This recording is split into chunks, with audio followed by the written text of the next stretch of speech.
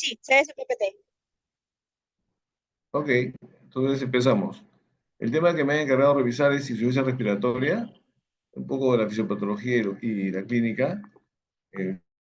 Este, Vamos a empezar con un caso clínico, paciente de 33 años, tiene día de enfermedad, tos, fiebre, disnea progresiva, tiene COVID, que es lo que hemos visto toda esta pandemia, con una presión de 140-50, 90 de frecuencia cardíaca, 30 respiraciones por minuto y fiebre. Saturando 90%, pero ya con cálculo de alto flujo, 60 litros a una fracción inspirada de 80%, y lo que nos dice pues que requiere altas concentraciones de oxígeno y satura bajo. Y el índice de ROX, que es una relación entre la saturación, entre la fracción inspirada y todo eso, entre la frecuencia respiratoria, nos dice que está en 3.7. Normalmente cuando está más de 5, 6, el paciente todavía podría tolerar el alto flujo, pero ya menos de 5, el paciente está fallando, ya su oxigenación no es óptima y va a requerir probablemente ventilación mecánica.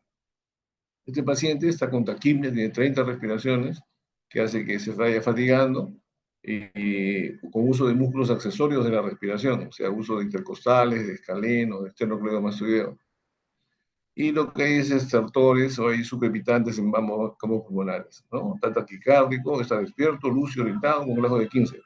Diagnóstico, una neumonía COVID con insuficiencia respiratoria. Ese es un caso que hemos tenido con mucha frecuencia, infiltrado, intersticial, así algo, envío esmerilado, difuso, digamos, con pulmonares, que comprometen casi el 50% del volumen pulmonar. Esta es la placa del primero, esta tomografía del primero junto con esta, infiltrado difuso. La evolución ha sido el 9 es esta y del 3 es esta, ¿no? El manejo básicamente fue pues soporte ventilatorio, un poquito de corticoides, profilaxis para la trombosis, y el paciente fue evolucionando bien. Inicialmente estuvo con fracciones inspiradas altas, 95%, 45, 35, 30, y a la semana, casi a los 10 días, ya estaba en soporte de presión, ya estaba respirando solo, con un poquito de apoyo. Se le enviaron unas pruebas para ver su fuerza respiratoria, que estaban bien, y se estuvo, y el paciente fue finalmente dado de alta de la unidad. Entonces, la insuficiencia respiratoria es una condición en la cual el sistema respiratorio está en incapacidad para poder oxigenar la sangre, y que esta sangre llegue hacia los tejidos y produzca una adecuada, digamos, aerobiosis, ¿no? Ustedes saben que el oxígeno es fundamental para la vida, y que las células utilizan el oxígeno para formar ATP, que es energía para poder hacer todo su mecanismo enzimático. Entonces, el oxígeno se utiliza en las células, y luego la sangre deoxigenada, que es esta azul, va hacia el lado derecho del corazón y se bombea por la arteria pulmonar hacia el pulmón, donde se realiza el intercambio gaseoso. Una vez que se ha oxigenado la sangre, sale hacia el ventrículo izquierdo, y de allí va a bombearse a toda la circulación. Entonces, los determinantes de una adecuada oxigenación tisular es la oxigenación, obviamente, el intercambio gaseoso a nivel pulmonar, es el nivel de hemoglobina cargado de oxígeno, y es la bomba cardíaca que transporta el oxígeno hacia los tejidos. El oxígeno se utiliza en las mitocondrias para, conjuntamente con los carbohidratos y otros nutrientes, para producir ATP. Entonces, el ATP sirve para todas las reacciones bioquímicas, actividad mecánica, eléctrica, de nuestras células. No hay ATP, si no hay oxígeno, en el metabolismo anaeróbico solo se producen 2 ATPs, y cuando hay oxígeno, el metabolismo anaeróbico produce 38 moléculas de ATP, ¿no? Que es lo que está acá, la suma de esto, ¿no? La glicólisis, el ciclo enzimaico, el ciclo de Krebs, que es el ciclo donde se produce más oxígeno. Porque si no hay ciclo de Krebs, no hay ATP. Y si no hay, no hay oxígeno, no hay ciclo de Krebs, hay aumento del ácido láctico, ¿no? El piruvato se va al lactato, y el lactato comienza a aumentar. Si el lactato aumenta, entonces la sobrevida, hay una relación directa entre sobrevida y el nivel de lactato. Normalmente el lactato es 0,1, y bueno, entonces la sobrevida es 100%, pero si va bajando, la sobrevida es menor. El pulmón está conformado por epitelio y endotelio. el epitelio de los alveolos y el endotelio de los vasos que circulan ahí para el intercambio gaseoso, y un sistema de soporte, ¿no? Que es de fibrina, que sujeta al pulmón. Es la tráquea, las divisiones hasta los alveolos. Tiene un área de superficie más o menos de 70 metros cuadrados, hay 300 millones de alveolos, una gran reserva pulmonar, uno puede estar muy afectado al pulmón, a veces se hacen hasta neumonectomías y con el otro pulmón compensa la oxigenación, ¿no? Hay una gran reserva. Esta es la división, hasta la división 16 es solamente, digamos, división sin intercambio gaseoso, que es el espacio muerto anatómico, que más o menos es 150, y luego vienen las divisiones de 16 hasta la 23, donde sí hay algunos de sacos alveolares, y al final, en las divisiones finales, 21 y 22, están los sacos alveolares, donde se realiza pues el intercambio gaseoso. Esto es lo que se ve al final en el alveolo, son como panales de abeja. Cuando una zona se obstruye, hay canales de Lambert, hay canales que se van, el aire pasa de un lado a otro, ¿no? Este, y aquí se produce el intercambio gaseoso. En las paredes de los alveolos están los vasos, los capilares pulmonares. Esos capilares son, digamos, de unos 8 o 10 micras, y los eritrocitos pasan de uno en uno en fila india. Y aquí se realiza el intercambio, ¿no? Esta membrana alveolo-capilar es muy delgada, 0.3 micras, y ahí se difunde entre el oxígeno para cargar la hemoglobina de oxígeno y sale el CO2. Entonces aquí se realiza el intercambio gaseoso. Puede afectarse cuando está el alveolo lleno de secreciones, está con sangre, cuando está en edema pulmonar, puede afectar cuando hay atelectasias, puede afectarse el intercambio cuando el grosor de la membrana alveolo está muy engrosado por fibrosis pulmonar, por ejemplo, ¿no? Hay una serie de causas que van a producir que se altere el intercambio a este nivel. Aquí se ve en la histología que los alveolos están conformados por unas células, ¿no? Que son los neumocitos tipo 1 de cubierta, y entre ellas están los neumocitos tipo 2, que son las que producen el surfactante, que es importante para evitar que se colapsen los alveolos, ¿no? Si no hay surfactante, se colapsan, y es difícil abrirlo, para que ingrese el aire hacia los pulmones y hacia los sacos alveolares. Entonces es importante la función de los neumocitos. Aquí para mostrarles que era inspirado a la presión barométrica a nivel del mar. Tiene una presión parcial de 150 milímetros de mercurio, ¿no? Eh, Cuando respiramos, inhalamos este aire, ¿sí? Y la presión que llega hacia el alveolo es más o menos 100. La presión de vapor de agua es 47 milímetros de mercurio, entonces la presión alveolar tiene 100 milímetros de mercurio de presión. El PCO2 es 40, ¿no? Porque la sangre venosa viene por el lado venoso, tiene una presión de oxígeno de 40, una saturación de 75, ¿sí? Y un CO2 de 46. Pasa la sangre en la membrana alveolo-capilar, y la oxigenación ya es 95, con un PCO de 40, porque se libera hacia los alveolos, y la saturación es más de 95. El delta del PCO2, que la diferencia entre el CO2 venoso y arterial es 6. También sirve para la circulación, al igual que la presión venosa de oxígeno, que se puede obtener a nivel de la presión, la saturación venosa de oxígeno, a nivel de la vena cava superior. Bueno, la presión entonces en la atmósfera es 150, 160, llega a la tráquea humidificada a 150, al alveolo a 100, en la sangre arterial es 100, porque acá se hace el intercambio, luego a los capilares es 45, y al mitocondria llega con una presión de 5 milímetros de mercurio, poquito, pero suficiente para que pueda utilizarse en el ciclo aeróbico. Los músculos de la respiración son muy importantes. El más importante es el diafragma, que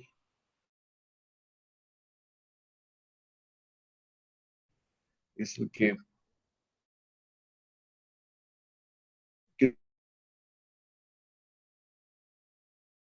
la presión negativa intrapleural para que ingrese aire de respiración. O los otros músculos que escalenos y a los pulmones. Realmente no entran en funcionamiento. Y la expiración es pasiva.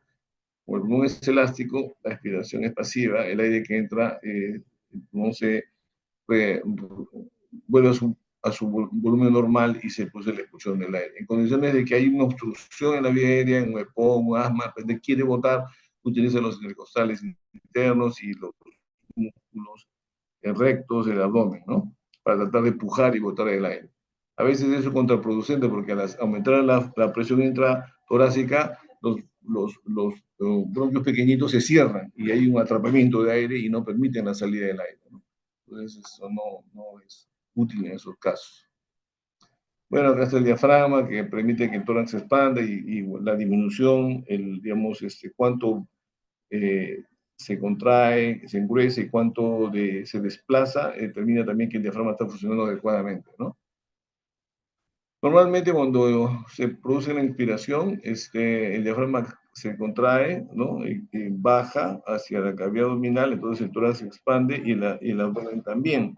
Entonces eso es lo habitual cuando uno respira, cuando el diafragma está funcionando bien. Pero ¿qué pasa cuando el diafragma, por ejemplo, está disfuncionante, porque tiene una parálisis o porque tiene una neuropatía que no permite que el diafragma se contraiga? Entonces, digamos, uno trata de respirar con los músculos accesorios, aumenta el tórax, pero el diafragma se deprime, o sea, porque esto no baja, o sea, hay una respiración paradojal, o sea, un desbalance tóraco-abdominal que te indica que el paciente está haciendo una debilidad del diafragma, ¿no? Este tipo de gráfico muestra ese patrón, el mal patrón respiratorio, que se ve en pacientes con enfermedades neuromusculares. En condiciones fisiológicas, la presión negativa es en la pleura, que crea pues una diferencia de presión con la atmósfera y hay un ingreso de aire a los pulmones, ¿no? Y la presión intrapleural siempre es negativa.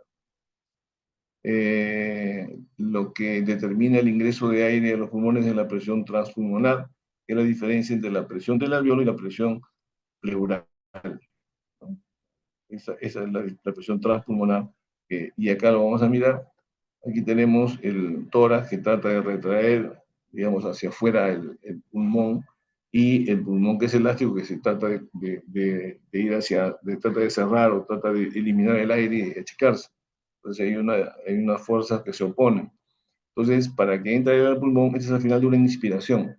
Uno inspira, se crea una presión negativa de más o menos menos 5, y la presión alveolar, la presión que va a la atmósfera es 0.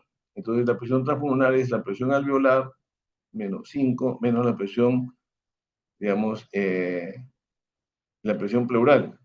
Entonces es 0 menos 5 es 5, esa es la presión transpulmonar. Y con esta presión ingresa más o menos 500 de volumen, eh, de aire hacia los pulmones. Entonces la compliance, o sea, la distensibilidad, es la diferencia, la relación entre la presión, el volumen y la presión, ¿no? 500 entre 5 es más o menos 100, esa es la compliance pulmonar normal. Al final de una expiración tranquila, el pulmón, por ser elástico, elimina el aire, ¿no? Se retrae, ¿no? Mientras que el pulmón trata de evitar que se colapse totalmente, y el surfactante evita pues, que se colapse totalmente, queda un volumen residual siempre, ¿no? Y la presión pleural siempre es negativa, pero es menor, ¿no? Y la presión transpulmonar a ese nivel es de 2.5, ¿ya? Más o menos eso es lo fisiológico. Ahora, cuando uno respira, pues respira un volumen aproximadamente de 500, ¿no? De esos 500 hay 150 que están en el espacio anatómico, que es las divisiones bronquiales, hasta que se empiece la zona de intercambio. Si tenemos una frecuencia de 15 por minuto, tenemos un volumen digamos, un flujo de aire de 7.500 mililitros por minuto, y como le restamos de 500 el espacio muerto, solamente quedan 350, que por 15 salen 5.200 mililitros de aire que entran a los pulmones por minuto. Y si tenemos el flujo de sangre del corazón, 70 mililitros por 70 de frecuencia cardíaca, salen casi 5 litros. Entonces la relación entre la circulación y la ventilación es 1 a 1, en forma, digamos, si fuera todo homogéneo, no es así. Este cociente respiratorio es más o menos 0,8, ¿no?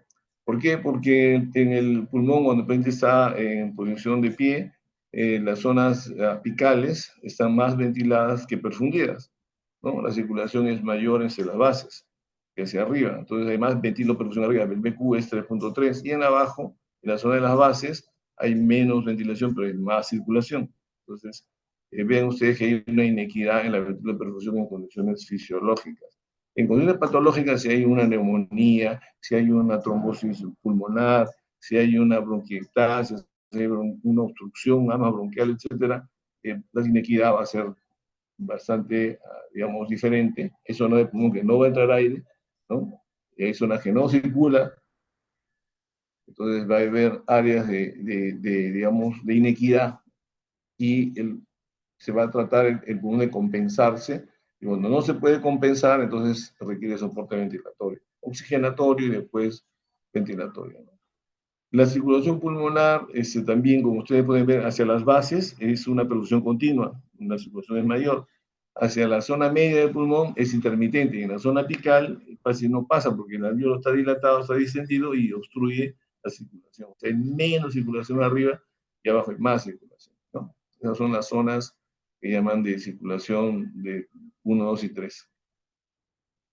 Si el alveolo está engrosado, ¿no? Y el área de intercambio es pequeña, y la diferencia de presiones no es muy adecuada, entonces, y la difusión, como en este caso el oxígeno difunde menos, el CO2, el CO2 difunde más rápido, 10 veces más rápido.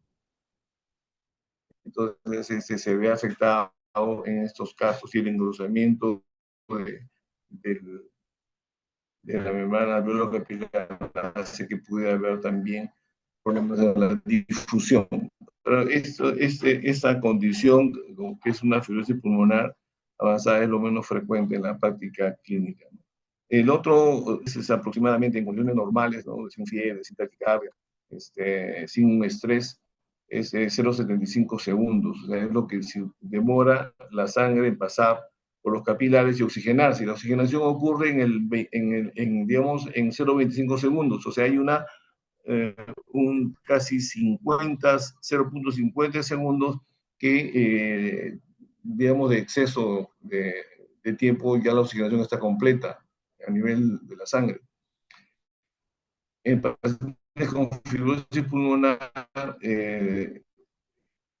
como hay demora en poder llegar el oxígeno y unirse a la hemoglobina, entonces, digamos, compensados oxigenatoriamente en reposo, pero al hacer el ejercicio, sienten que le falta el aire porque aumenta la taquicardia, aumenta la circulación, entonces ya no logran oxigenar adecuadamente, digamos, en un tiempo más corto. Los pacientes tienen disnea al esfuerzo, al mínimo esfuerzo. Y el concepto de compliance, que es el inverso de la elasticidad pulmonar o de la elastancia, que son la relación de cambios de volumen por presión. Decíamos que con 500 de volumen ingresa con una presión de menos 5 o 5 centímetros de agua, que es la presión transpulmonar en inspiración, y eso nos indica que la compliance pulmonar es más o menos 100 mililitros por centímetro de agua, ¿no? Que es lo normal. Eso se mide como es una medida de la valoración de cuánto de presión necesita para ingresar un volumen de aire al pulmón. Después, importante, el centro respiratorio. Tenemos centro respiratorio a nivel de la cadera del bulbo. Acá tenemos el centro respiratorio es importante, ¿no? Y que responde a una serie de estímulos, ¿no? Normalmente es automático, no se respira en forma automática, pero si el paciente tiene, por ejemplo, quimioreceptores y tiene acidosis, ¿no? Una acidosis metabólica, una acidosis respiratoria, entonces el respiratorio va a aumentar la frecuencia y el volumen. Si el paciente tiene fiebre, si tiene dolor, si tiene un estado emocional, por ejemplo, un estado de ansiedad, el paciente comienza a hiperventilar, ¿no? Se estimula el centro respiratorio, o también hay quimio y vasoreceptores, ¿no? Los vasoreceptores están acá a nivel del arco aórtico, están en la carótida, en el cuerpo carotídeo, ¿no? Ahí están los receptores y los quimiorreceptores. Si baja el pH, el acidemia, aumenta la frecuencia, si aumenta los hidrogeniones igual, si aumenta el CO2 es uno de los estímulos importantes para estimular el centro respiratorio, ¿no? Y igual la hipoxemia, ¿no? Cuando hay hipoxemia, entonces uno aumenta la frecuencia respiratoria. Entonces, están aquí los quimioreceptores a nivel de la carótida, ¿no? ¿Sí? El arco aórtico, después hay otros estímulos, por ejemplo, algunos receptores de irritación, algunos receptores de distensión, si hay congestión o hay algún proceso, digamos, pulmoninguimal, también estimula el centro respiratorio. Si hay los muros intercostales también, y si pueden estimular al centro respiratorio dependiendo de la patología, ¿no? Pacientes que tienen dolor, fracturas costales, traumas, derrames pleurales, todo eso estimula también el centro respiratorio, ¿no? Entonces, cuando se establece el intercambio gaseoso, el oxígeno llega hacia los glóbulos rojos, es donde se va a transportar, ¿ya? Y eso se llama el contenido de oxígeno, el contenido de oxígeno arterial, ¿no? Eh,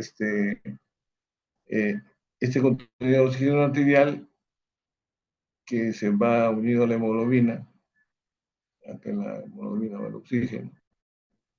Este oxígeno arterial es la hemoglobina por 1.3, por 1.34, 1.39, es por la saturación más lo que va disuelto en el plasma, que es 0.003 por la presión arterial de oxígeno, ¿no? Lo que más lleva el oxígeno es unido a la hemoglobina, ¿ya?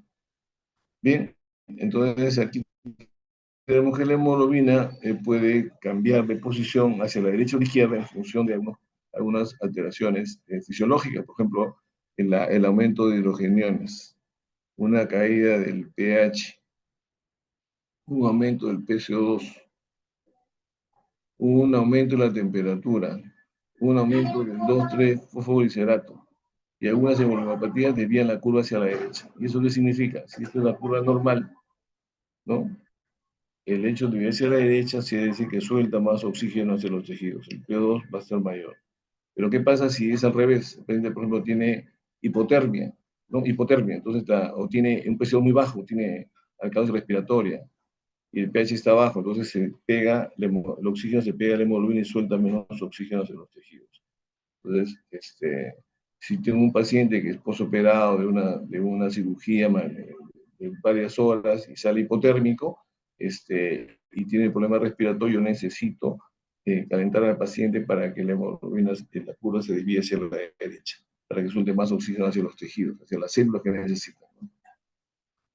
Bien, acá están las variables que tenemos que conocer para lo que es la llegada del oxígeno hacia los tejidos, el contenido de oxígeno que hemos dicho, el transporte de oxígeno, que es el contenido por el gasto cardíaco, el consumo a nivel de las células, que es el gasto cardíaco por la diferencia arteriovenosa de oxígeno, y la cantidad que se extrae de oxígeno eh, por parte de los tejidos. Aquí, en forma muy objetiva, podemos ver que el contenido depende de la hemoglobina, ¿no? La hemoglobina capta esta cantidad de oxígeno y la saturación. Entonces, tenemos que para la hemoglobina con una saturación y 3PO2, tenemos que para una hemoglobina de 15 capta 1,39 moléculas de oxígeno con una saturación del 98%, más el PO2 100 por 0.03, entonces el contenido es 2043 más 0.3.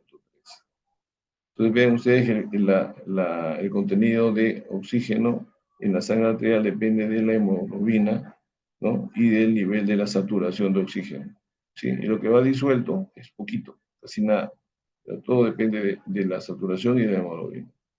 Si la hemoglobina baja, manteniendo siempre la misma PO2 y la misma saturación, el contenido de oxígeno baja, de que lo que era 20 baja a 13. Entonces es importante el nivel de hemoglobina, ¿no? Para contenido arterial de oxígeno. Si baja menos la hemoglobina 7 y está igual con la misma PO2 y la misma saturación, que el anterior. Miren cómo baja el contenido arterial de oxígeno de 13, 20, 13 y 9, 10. Entonces tenemos que la hemoglobina es importante, ¿no? Igual que la oxigenación. O sea, yo puedo tener un buen PO2, una buena saturación, y necesito también tener una mejor hemoglobina para que haya transporte de oxígeno. ¿No? Para que el contenido arterial de oxígeno, más que el transporte, el contenido arterial sea adecuado. Si yo tengo 60 de PO2 con una saturación de 90 en una situación, digamos, de hipoxemia, y tengo 15 de hemoglobina, mi contenido arterial de oxígeno va a ser casi 19. O sea, si tengo buena hemoglobina, voy a compensar esa disminución de la presión arterial y la saturación. O sea, se compensa y el contenido arterial está bien. Si yo tengo 18 de hemoglobina y tengo 50 de PO2 y tengo 80 de saturación, mi contenido arterial de oxígeno todavía puede estar bien porque la hemoglobina transporta más oxígeno. Esto pasa en la altura, pues, a nivel de Puno o Cayo. La presión barométrica es menor, la presión alveolar de oxígeno es menor de 100, está en 80. Entonces, obviamente, la saturación, el PO2 no va a ser, pues nunca va a ser más de 80 o 90, pero se compensa con la hemoglobina, ¿no? La poliglobulina que tiene. Entonces, acá se compensa y el contenido de oxígeno es adecuado, ¿no? Pues si yo tengo anemia, con estos niveles voy a tener un contenido bajo. Entonces, ese contenido bajo va a condicionar hipoxemia, o sea, disminución de oxígeno a nivel de las células, y eso produce manifestaciones clínicas, ¿no? Entonces, el contenido de oxígeno depende fundamentalmente de la hemoglobina, ¿no? ¿No? ¿Ya? Y de pequeño, ¿no? Y el contenido, el transporte ya, el aporte o el transporte de oxígeno a los tejidos depende del gasto cardíaco, ¿no? Acá está, gasto cardíaco, débito cardíaco, es el contenido arterial por el débito cardíaco. Y esto más o menos es de 900 a 1000 mililitros por minuto. Entonces, es lo que llega de oxígeno hacia los tejidos. Entonces, es importante eso, la entrega de oxígeno. Si el gasto cardíaco disminuye, parece que tiene alguna patología cardíaca, una bomba insuficiente, entonces va a haber menos entrega de oxígeno. Yo puedo tener un buen contenido arterial, pero tengo un gasto cardíaco bajo, entonces me va a llegar menos oxígeno hacia los tejidos, ¿no? Acá me llega a 1000, pero acá bajo el gasto y me llega a 500. Entonces eso puede llegar a ser una situación muy crítica en algunos pacientes. Entonces aquí en resumen, tenemos que en un paciente es normal, el transporte es de más o menos 900 mililitros por minuto. En un paciente que está, por ejemplo, con un F2 ambiental, con un P2 de 45, con una saturación de 75, que es la sangre venosa mixta, la hemoglobina de 7 y gasto cardíaco de 4, yo le doy oxígeno, el aumento del oxígeno 0,35, mejora mi P2 a 67, la saturación a 92, pero si sigo con la hemoglobina de 7 y el gasto de 4, aumenta mi entrega un poquito nada más, de 300 a casi menos de 400. Si yo le doy más oxígeno y el P2 aumenta a 123, y la saturación aumenta a 98, pero si no varía mi hemoglobina ni mi gasto cardíaco, aumenta un poquito más, digamos, la entrega, hasta 400, pero no más.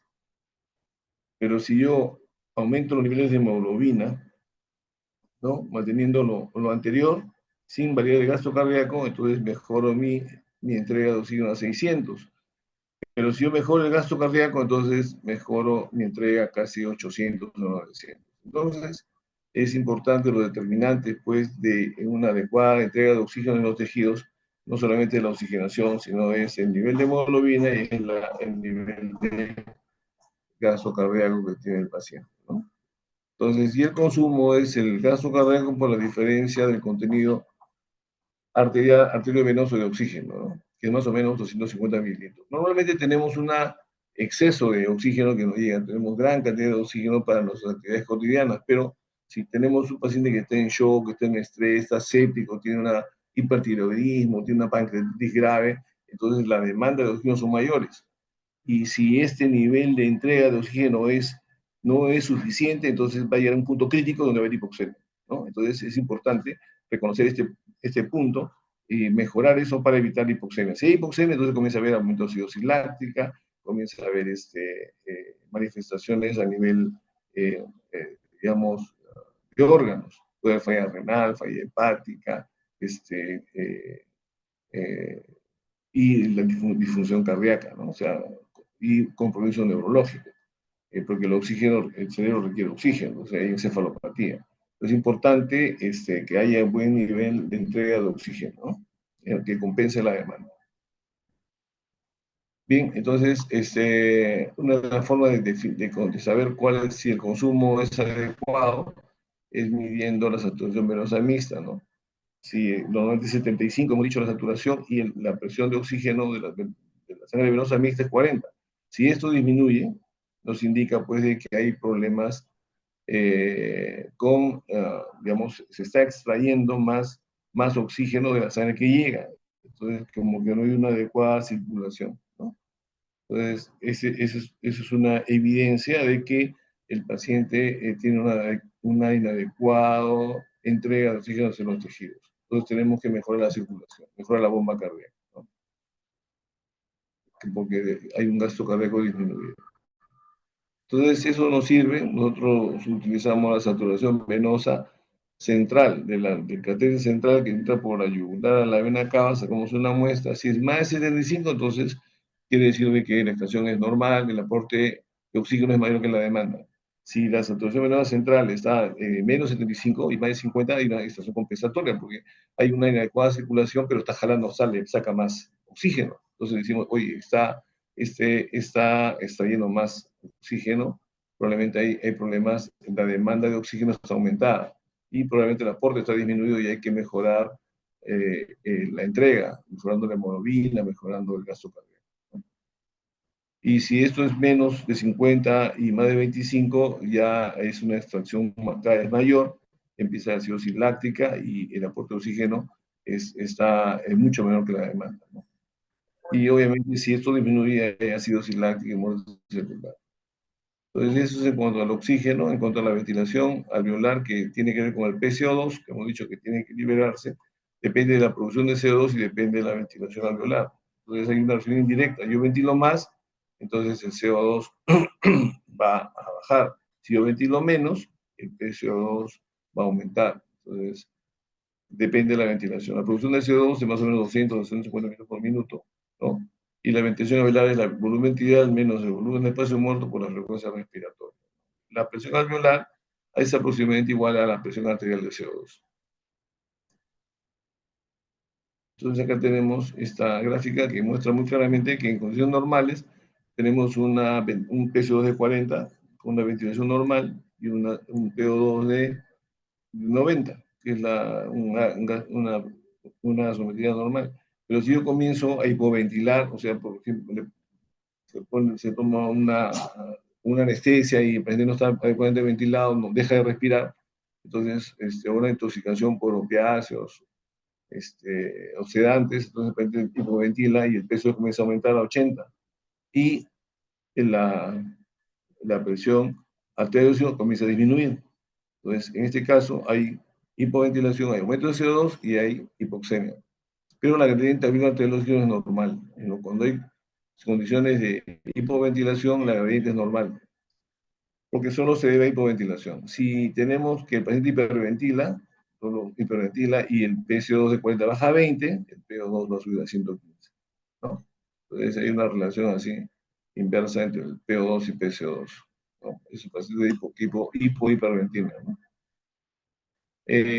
Aquí, por ejemplo, tenemos una frecuencia de 10, un volumen ideal de 600 cc, un espacio muerto de 0,15, el volumen de 6 litros, ¿no? La ventilación alveolar es 0,6 por 10 de frecuencia respiratoria y menos 0,15 por 10 y el volumen minuto es 4,5 litros del volumen alveolar. Aquí, por ejemplo, tenemos una frecuencia de 30 con un volumen ideal de 200, espacio muerto de 150. Aquí diríamos que el volumen minuto es igual, es el 30 por, por 0,15, más o menos 6 litros. Pero miren ustedes, acá 0,2 ese es el volumen ideal por 30, 0,15 por 30, pero el volumen minuto aquí es 1,5 litros. ¿Por qué? Porque la ventilación alveolar no importa tanto el volumen minuto, porque acá está aumentado por la frecuencia respiratoria, pero la ventilación alveolar es inadecuada. Aquí está bien, pero aquí está muy bajo. Más o menos es la relación entre el volumen ideal, el espacio muerto y la ventilación alveolar. ¿Qué pasa con el CO2? El CO2 también se produce a nivel de los tejidos. Acá en los tejidos se utiliza el oxígeno, ¿sí? Y se produce el CO2, se libera CO2. Este CO2, ven ustedes, una parte se une a la hemoglobina para formar carbaminohemoglobina o carboxiemoglobina. Y otro CO2 se une con el agua y con la grasa carbónica produce ácido carbónico. Y este se va a, digamos, a disolver en hidrogenión y bicarbonato. El primero sale y entra en cloro para compensar las cargas eléctricas y el hidrógeno se une acá a la hemoglobina y se reduce, ¿sí? Entonces es lo que, y la hemoglobina suelta el oxígeno hacia los tejidos, porque es a nivel tisular. Entonces suelta el oxígeno y sale el CO2. Es lo que ocurre a nivel celular. ¿Y qué pasa a nivel del alveolo? Ya a nivel alveolar, este, este, este oxígeno va a pasar hacia el glóbulo rojo. Entonces, se une la hemoglobina, esta hemoglobina se une al oxígeno, ese hidrógeno sale, se une con el bicarbonato, con un ácido carbónico, digamos, se divide en CO2 y agua, el CO2 se elimina, ¿sí? Y este CO2 que está unido a la hemoglobina también se libera, ¿sí? Y se produce al revés, ¿no? Entra el bicarbonato y sale el cloro. Entonces, para conservar digamos, la electroneutralidad. Entonces, así es como se libera el CO2. ¿Y de qué depende? Depende pues de la ventilación, ¿no? De la ventilación alveolar. O sea, el transporte de CO2 básicamente es a través del bicarbonato, ¿no? ¿Qué es necesidad respiratoria? La incapacidad del sistema respiratorio para realizar el intercambio gaseoso y se caracteriza por hipoxemia, P2 menos de 60 con aire ambiental y un peso más de 50 con acidosis respiratoria descompensada. Es una necesidad respiratoria aguda, ¿no? Entonces, ocurre cuando hay una entrega de oxígeno disminuida, por disminución del gasto cardíaco, por anemia, por hipoventilación, por bajo FiO2 en la altura, por ejemplo, alteración en la ventiloperfusión, shunt de derecha a izquierda, ¿no? O una alteración en la difusión a nivel de la membrana velocapilar. O porque las demandas están aumentadas, ¿no? Por la inflamación, infección, fiebre, agitación, distrés respiratoria, etc. Entonces, ¿cómo se clasifica la insuficiencia respiratoria? Puede ser de acuerdo al criterio clínico evolutivo como aguda o crónica reagudizada, según de acuerdo a la causa fisiopatológica, puede ser por la disminución de la presión inspirada de oxígeno, como ocurre en la altura, por hipoventilación alveolar, cuando ocurre una depresión del centro respiratorio, un ACV de tronco, por ejemplo, que ya no respira, comienza a retener CO2, a un paro cardíaco, alteración en la difusión o de problemas en la membrana alveolo-capilar, o alteración en la ventiloperfusión, que es la causa más frecuente de insuficiencia respiratoria. ¿Qué componentes hay en la fisiopatología? Problemas de bomba, por ejemplo, de bomba respiratoria, que va a producir pues, menos ventilación y aumento del CO2, hipercapnia, cuando hay, por ejemplo, un ACV de tronco, falla en el centro respiratorio, una fractura con tórax inestable, la caja torácica, no puede respirar bien, hay derrame pleural masivo, o problemas de los músculos respiratorios, ¿no? Una miastenia grave, un Guillain-Barré, un tétano, donde no puede ventilar y aumenta el CO2, problema de bomba, o hay problemas a nivel respiratorio, pues, la ventiloperfusión, que lo más frecuente que puede ser desde un shunt hasta un espacio muerto anatómico elevado. Voy para allá. No, no voy a despedir todavía. Hola, ¿me están escuchando? Hola, hola, ¿se escucha? Es cierto, se escucha. Hola, ¿Me logra escuchar a mí?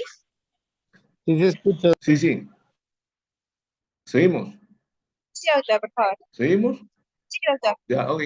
Entonces, la alteración en la ventiloperfusión es la condición más frecuente que produce pues, hipoxemia, y puede verse en casos Yo extremos estoy a afuera, Mija, ¿ya? una No, obstrucción fuera, para afuera. completa del sistema respiratorio, de los alveolos, ¿no? Donde hay un shunt, porque la sangre no se oxigena, acá el oxígeno es 40 y el CO2 es 45, ¿no? Porque el oxígeno que está en la sangre venosa mixta, hay CO2, pero no se puede eliminar. Y aquí, en condición normal, el oxígeno es 100 y CO2 es 40. Y cuando hay espacio muerto, aquí no pasa la circulación y solamente hay oxígeno del aire ambiental y no hay CO2 porque no hay intercambio, no hay salida de CO2. Es el espacio muerto, ¿no? Y acá hay un hipercarbio. Entonces, hay hipoventilación. Entonces, estos son los extremos, ¿no? Y idealmente, pues es esto, la sangre venosa viene hacia los pulmones, asumiendo que cada uno de estos pulmón llega, se hace el intercambio y sale la sangre arterial. Es uniforme, ¿no? Aquí, cuando hay shunt,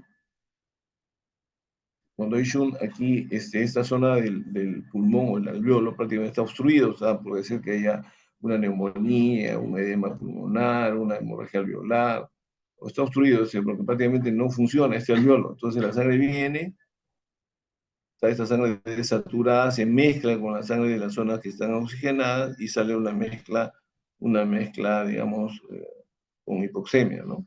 Si el shunt es muy severo, entonces esta sangre va a salir muy desaturada y no va a mejorar con oxígeno, dependiendo del nivel de shunt.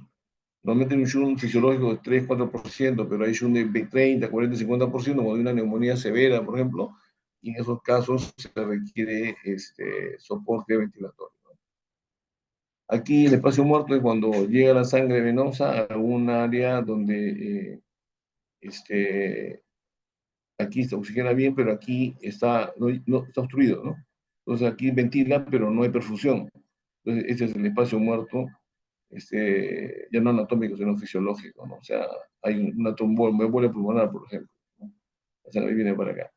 Ahora, ¿se puede haber compensación? Sí, claro, llega la sangre, esta zona está afectada, ¿no? Está menos ventilada y oxigenada, entonces la sangre viene y trata o sea, utiliza este alveolo que está parcialmente obstruido, pero gran parte de la sangre se va hacia las zonas que están bien oxigenadas y ventiladas, ¿no? Esto es lo que se llama la vasoconstricción hipóxica. Acá hay menos oxígeno, entonces estos vasos se cierran, diríamos, parcialmente, hacen una vasoconstricción y la sangre se va hacia las zonas bien oxigenadas, ¿no? Compensa cuando hay afección de algunas zonas pulmonares. Entonces eso es lo que hace el pulmón. Y también la clasificación de la insuficiencia respiratoria puede ser de acuerdo a los gases arteriales, ¿no? Puede ser de tipo 1 hipoxémica, de tipo 2 hipercárnica, de tipo 3 perioperatoria debido a las telectasias y tipo 4 asociado a shock. Entonces aquí este es un cuadro, bueno, de tipo 1, tipo 2, tipo 3, donde nos dicen el mecanismo de la hipoxemia acá, bueno, es porque hay bajo nivel de oxígeno, alteración en la ventiloperfusión, hay shunt o hay una alteración en la capacidad de difusión. Esto está en relación a la composición del inhalado, la presión barométrica, alteración en la unidad capilar o la capacidad de transportar el oxígeno debido a un engrosamiento de la membrana capilar. Esto se puede ver en una serie de condiciones como edema pulmonar, distrés respiratorio, neumonías, enfermedades intersticiales pulmonares, embolia pulmonar, etc. El tipo 2 es básicamente hipoventilación, es problema a nivel de las vías aéreas, depresión del sistema nervioso central, problemas neuromusculares o problemas de la caja torácica. Por ejemplo, un EPOC, una asma severa, depresión del centro respiratorio por intoxicación, por sobresedación, ¿no? Lesiones del tronco cerebral, etc. O obesidad, síndrome de hipoventilación y obesidad. Tipo 2. Tipo 3 es cuando hay problemas de shunt, hipoventilación o alteración de la ventiloperfusión, igual que por acá. Y aquí básicamente es por atelectasias, colapso, ¿no? Regional y alteración de la ventiloperfusión. Puede verse, usualmente es posanestésica, le llaman también, ¿no? Puede verse en distrés, en problema de postquirurgia de tórax y el abdomen superior, donde se afecta pues la capacidad del diafragma de movilizarse adecuadamente, ¿no? Postoperatorio, debido a que durante la anestesia hay menos ventilación en zona de atelectasia, ¿no? O compromiso del diafragma de las pleuras, ¿no? Obesidad. Y el tipo 4 es donde hay una hipoperfusión o inadecuada oxigenación de los tejidos periféricos debido al estado de shock. No llega adecuadamente el oxígeno a los tejidos, que es por definición un estado de shock. No hay oxigenación apropiada, hay hipoxia tisular, hay acidosis láctica y el paciente puede ser disfunción orgánica porque no hay oxígeno en los tejidos. En estos casos están todos los casos de shock, ¿no? Y los estados hipermetabólicos. Entonces, esa es la clasificación de demencia respiratoria, ¿no? Que usualmente manejamos, que está resumido. Tipo 1, hipoxemia, gradiente arbóreo arterial de oxígeno elevada. Tipo 2, hipercápnica, con gradiente arbóreo arterial de oxígeno normal. Tipo 3, donde hay hipoxemia, aumento de CO2, pero con gradiente elevada, ¿no? Esa sería la clasificación. Y cuando hay hipoxemia, es importante determinar la gradiente arterial de oxígeno, que es esta la fórmula, fracción expirada por presión barométrica menos 47 vapor de agua, menos PCO sobre 0.8, que es el concepto respiratorio, y todo eso menos la presión arterial de oxígeno, esa es la gradiente. Y la otra es la relación del PAFI, ¿no? Que ustedes conocen, PO2 entre F2. Cuando más bajo es el PAFI, mayor es el compromiso pulmonar. La tipo 3 es perioperatoria, o sea, atelectasias, microatelectasias, ¿no? Ascitis, obesidad, y tipo 4 a los cuadros de shock. Cuando hay el mecanismo de insuficiencia respiratoria es por SHUNT, uno puede, si el SHUNT es más del 50%, así esta curva azulita, por más que le doy oxígeno al 100%, no mejora la oxigenación, el PO2 no mejora. En cambio, cuando es alteración en la ventiloperfusión, puede ser una ventiloperfusión muy importante, pero le doy oxígeno y la oxigenación sí mejora, ¿ya? Es para diferenciar una de otra. ¿Qué manifestaciones clínicas produce esa respiratoria? La hipoxemia produce taquimia, taquicardia, hipertensión, confusión, delirio, y si la PO2 es menor de 45, produce cianosis. No hay cianosis, si estoy en 60, no hay cianosis, pero estás con insuficiencia respiratoria. Hipercarbia, aumento de CO2, produce aumento de la circulación cerebral, edema cerebral, produce letargia, estupor y coma. Y también la insuficiencia respiratoria se asocia a fatiga muscular, ¿no? O sea, la disnea, la sensación de falta de aire, la respiración rápida superficial, el movimiento para bajar el tórax y el abdomen, como hemos visto anteriormente, retención de CO2 y acidosis respiratoria. ¿Qué es lo que está aquí? Clínica de hipoxemia, puede ser leve, moderada, puede ser severa. Hay medidas neurológicas, hay irritabilidad, desorientación, cefalea, letargia, somnolencia, confusión, delirio, visión borrosa, visión así como un túnel, pérdida de la coordinación. Esto ocurre, por ejemplo, cuando el paciente tiene hipoxemia, ¿no? Y que causa el soroche, pues, ¿no? Si hay hipoxemia, uno comienza a ventilar más, respira más, produce alcalosis respiratoria, produce todas estas manifestaciones que son de soroche. Hay taquimia, disnea, y en los casos severos, cianosis, ¿no? Puede haber hipertensión o puede eventualmente hipotensión, puede haber también arritmias. Y de la hipercapnia, pues taquimia, disnea, casos severos, disnea, taquicardia, hipertensión, y a nivel neurológico, cefalea, somnolencia, confusión, sudoración, la piel roja, convulsiones o coma. La hipercapnia, pues, de todas estas manifestaciones, es lo mismo. Y las causas de la falla respiratoria pueden ser por problemas neurológicos, una ACV, sobresedación, intentos a nivel de la médula espinal, por un problema, digamos, un trauma, una lesión en la médula, problemas neuromusculares, problemas de tórax, vías aéreas, cardiovascular, vías aéreas bajas, ¿no?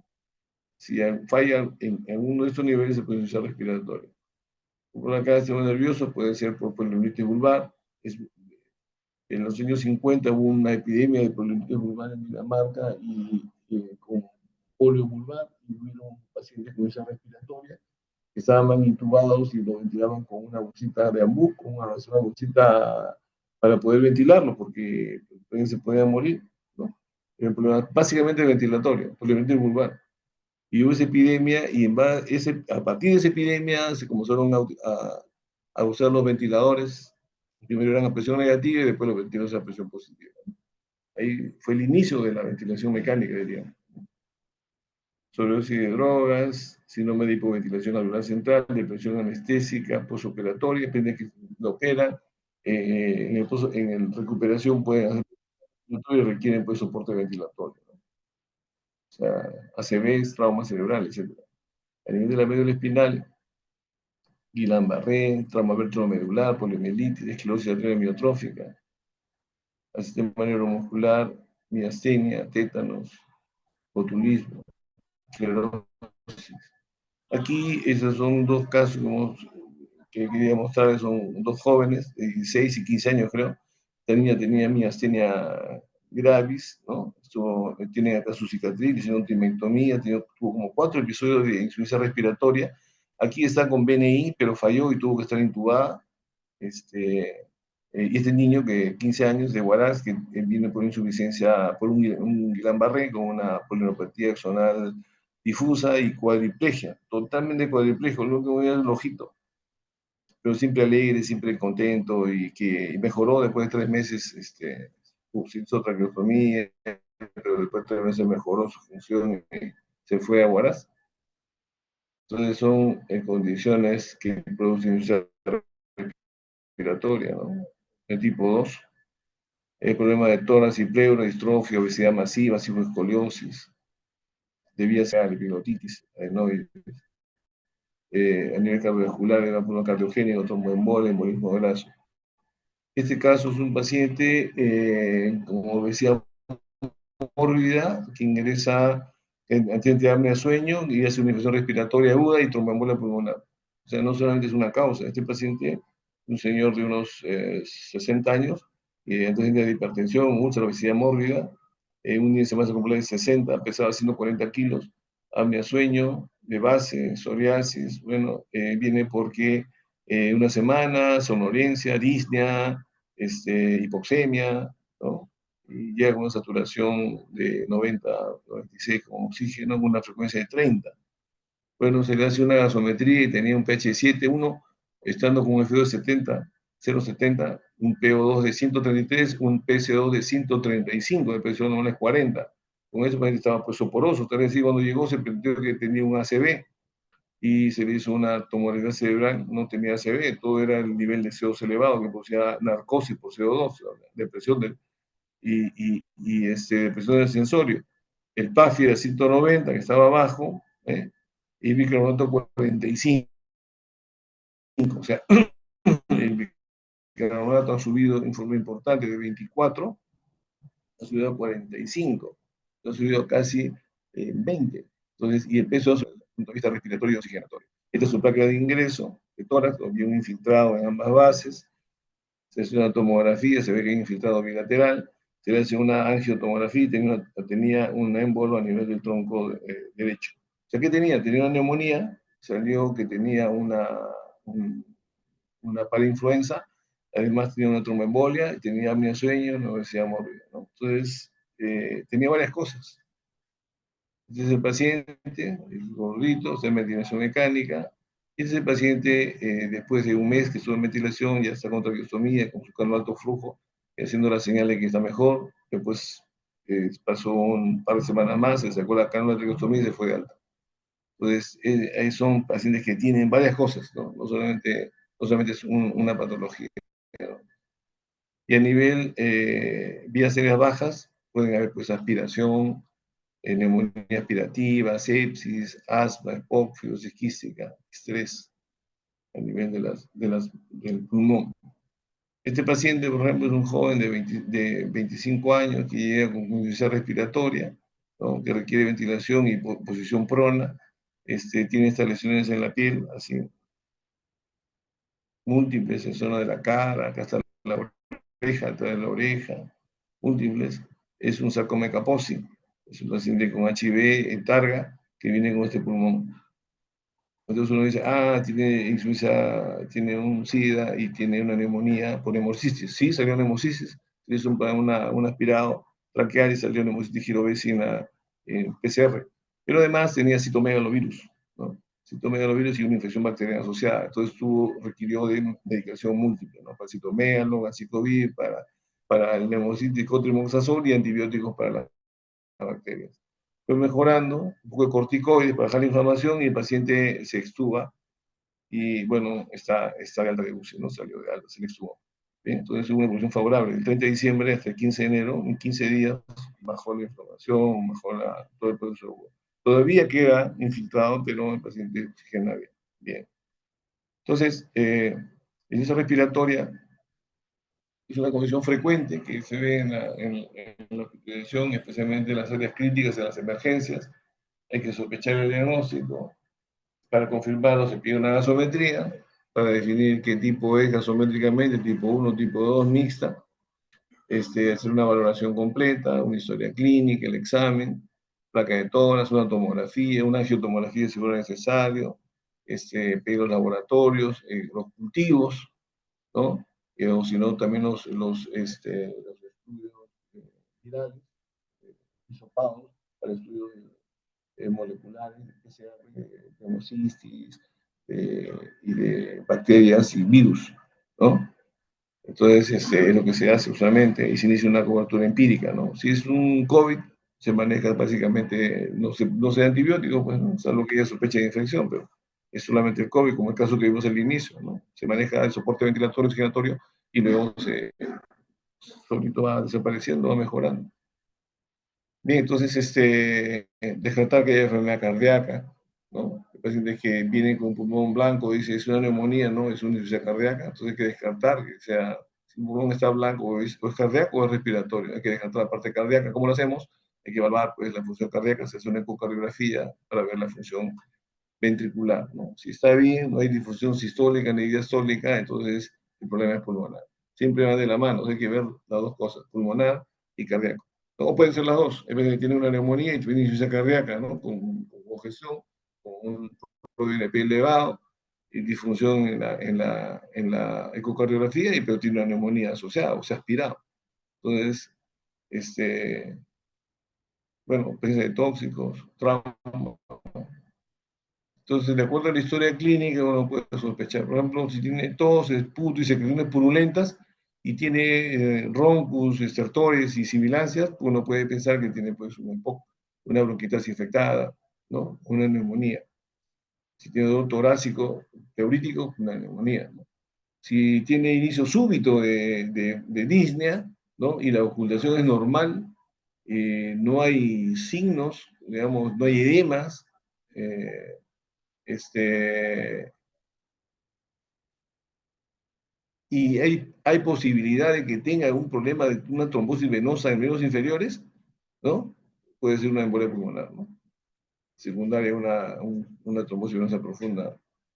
Historia de fumador pesado, puede ser un EPOC, un enfisema. Si tiene ortopnea, tiene disnea paroxística nocturna, estamos hablando de insuficiencia cardíaca, un problema coronario, etc. Entonces, la historia clínica es importante para poder definir, ¿no? Entonces, eso se tiene que hacer.